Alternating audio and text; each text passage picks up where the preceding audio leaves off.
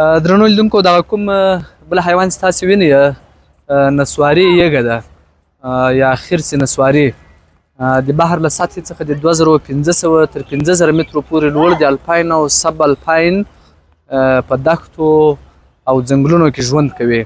هر څه خوړونکی ژوی دی، عموما میوې، د نباتاتو ریښې، د پیازو بیخ، حشرې او کبان د همدې حیوان خوراک دی. د حمل موده یې له 8 تر 9 میاشتو پورې ده او نړیوال وضعیت یې لږ د اندېښنې وړ ده. نو دا هم ډېر جالب او په زړه پورې حیوان ده. کوم حیوان چې تاسو ته په ویډیو کې درښکارېږي دې ته سورلنډی شغال ویل کېږي. په شمالي او ختیځ افریقا، سویل ختیځ اروپا او سویل اسیا سیمو کې پیدا کېږي. د اوسېدو ځای یې وچ او پراخې لوړې سطحې دي. هر څه خوړونکی ژوي دی او د حمل موده یې 3 ورځو ته رسېږي. نو دا هم ډېر جالب حیوان ده او زموږ تاسې په ګران هېواد افغانستان کې هم ډېر زیات پیدا کېږي. بل کوم حیوان چې تاسې په ویډیو کې وینئ دې ته ویل کېږي نسواري زمری. همدا حیوان چې دا په وچو ډاګونو، شنو ورشوګانو او ځینې وخت په ځنګلونو کې اوسېږي. خواړه یې څه شی دی؟ زمریان غوښه خوړونکي ژوي دي چې عموما لوی تي لرونکي ژوي یا نوکان لرونکي ژوي او وحشي خنزیران او همدارنګه نور حیوانات خوري. په اوسط ډول سره 18 کاله عمر لري او د حمل موده یې 110 ورځو ته رسېږي. نو زمری ډېر جالب حیوان ده او دا کوم قفس تاسې وینئ په دې کې 2 زمریان دي او دا زمریان هم ښه په خرپ زاړه سوي دي. او دا هم پلانک په ټوله اروپا اسیا کې موندل کېږي او ډېر جالب حیوان دی. په ټوله اروپا او اسیا کې موندل کېږي او په ځانګړې توګه دوی د هندوکش، بابا، پغمان او سپینغر غرونو او همدارنګه د بدخشان د واخان په غرونو او غټو لمنو کې پیدا کېږي.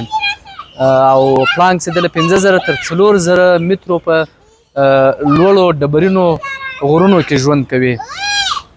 او ماشاءالله دلته داسې یو ځای جوړ کړی ده، 1 2 3 4 5 نږدې 5 اوښان پکې ولاړ دي. ډېر جالب اوښان دي. نو داسې دا اوښان څه ځانګړتیاوې لري او له عادي اوښانو سره یې توپیر څه شی ده؟ دلته یې مخکې معلومات لیکلي دي، هغه زه له تاسو سره شریکوم. دا کوم اوښان چې تاسې وینئ دې نوم د اري اوښ یا په دري کې ورته ویل کېږي شتري د کوهانه. همدا اوښان چې دا په افغانستان، چین، ایران، قزاقستان، منګولیا او پاکستان هیوادونو کې پیدا کېږي. او همدا اوښان په سړو غرونو او نیمه وچو پراخو دښتو کې اوسېږي. د هر ډول شنو څخه چې په نیمه وچو دښتو کې پیدا کېږي همدا اوښان ګټه اخلي او ورڅخه تغذیه کېږي. د حمل موده یې د 13 میاشتو په شاوخوا کې ده او نړیوال وضعیت یې په کورنیو ژویو پورې تړاو نه لري. نو ډېر جالب اوښان دي، تاسې تصویرونه کتلی سئ. قدرمنو لیدونکو، کوم غویی چې تاسو ته په ویډیو کې درښکارېږي د دې نوم د غره غویی. په ټوله مرکزي او سویلي اسیا کې پیدا کېږي.